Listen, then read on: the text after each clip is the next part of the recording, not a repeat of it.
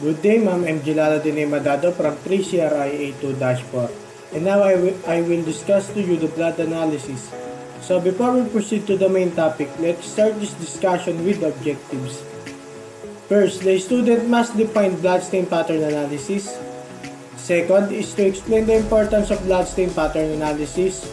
Now, let me discuss first the blood stain pattern analysis. It's the interpretation of blood stain at a crime scene in order to recreate the actions that cause the bloodshed.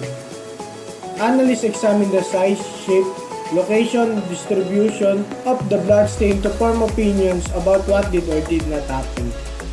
BPA provides information not only about what happened, but just as importantly what could not have happened. This information can assist the investigator in reconstructing the crime, corroborating statements from witnesses and excluding potential perpetrators from the investigation. Next is the type of blood stains. Blood stains are classified into three basic types: passive stains, transfer stains, and projected or impact stains. Passive stains include drops, flows, and pools and typically results from gravity acting on injured body. Transfer stains results from objects coming into contact with existing blood stains and leaving swipes, or pattern transfer behind, such as bloody shoe print or a smear from a body being dragged. Impact stains results from blood projecting through the air and are usually seen as spatter, but may also include gashes, splashes. The characteristic of blood spatter depend on the speed at which the blood leaves the body and the types of force applied to the blood source. Let's proceed to the documentation of blood stain evidence.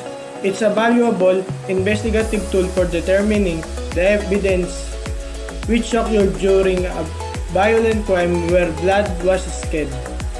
The best method for evaluating blood stain pattern evidence is to visit the crime scene and view the pattern. The most frequently used method of capturing blood stain is high-resolution photography. A scale or ruler is placed next to the blood stain to provide accurate measurement, and photos are taken from every angle. Video and sketches of the scene of the blood stains is often used to provide perspective and further documentation. Types of blood spatter. Low velocity. Blood that falls at the speed or force of normal gravity. This spatter usually fall from an open wound or from a surface that is saturated with blood. Medium velocity. Produced with more energy or force than gravity. The force of the impact causes the blood to break into smaller size spatter relative to the amount of force applied. High velocity. The force necessary to produce the size spatter is greater than 100 feet per second. This type of spatter is usually associated with gunshot, explosion, and high-speed collisions. High force impact spatter takes on a mist-like appearance. Sampling blood stain for DNA profiling. Blood can provide powerful evidence of identity through the DNA profiling analysis, but also the nature of the blood staining may be extremely informative as to the mechanism by which the blood came to the deposited. DNA provide reliable results from minute quantities of DNA. Analyst or investigator will soak up pooled blood or swab small samples of dried blood in order to determine if it is human blood and then develop a DNA profile. DNA profiling may also indicate whether the perpetrator was injured during the attack. It is performed in two phases: pattern analysis and reconstruction. Number 1. Pattern analysis look at the physical characteristic of the stain patterns, including size, shape, distribution, overall appearance, location, and surface texture. Where the stains are found, analysts interpret what pattern types are present and what mechanism may have caused them. Number 2. Reconstruction uses to help reconstruct events that cause bloodshed. Analysts use the direction and angle of the spatter to establish the areas of convergence. The starting point of the bloodshed and the origin, the estimation of where the victim and suspect were in relation to each other when bloodshed occurred.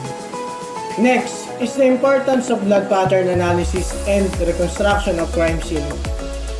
Bloodstain pattern analysis provide important forensic information about the crime under investigation. It tells what happened. The general role of the bloodstain pattern analyst in a criminal investigation is to assist in the reconstruction of those events of an alleged incident that could have created the stains and the stain patterns. Present at a crime scene on items of physical evidence recovered from the scene and on items of clothing that were present at the crime scene. In some cases, it may be necessary to conduct a bloodstain pattern interpretation. Using photographs, the usefulness of individual bloodstain and bloodstain pattern lies in the retention of information descriptive of the possible events that could have produced them. Tools used to determine area of convergence and area of origin of blood. Spatters include elastic string and protractors. String method is one of the oldest techniques for determining a space in which the blood testing occurred based on a bloodstain pattern. The protractor used to provide accurate measurement for every angle.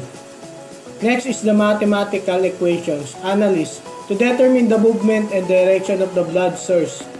Angle and impact can be determined by using tangent, trigonometric function. Next is computer software. Programs such as Backtrack or Hemospat and it analyzed by software to calculate the area of origin. It performs the directional analysis of impact patterns. Last is the limiting angles method, which examines the physical evidence to exclude angle from analysis if blood is found on the underside of a desk or table. And that was the end of my presentation. Thank you.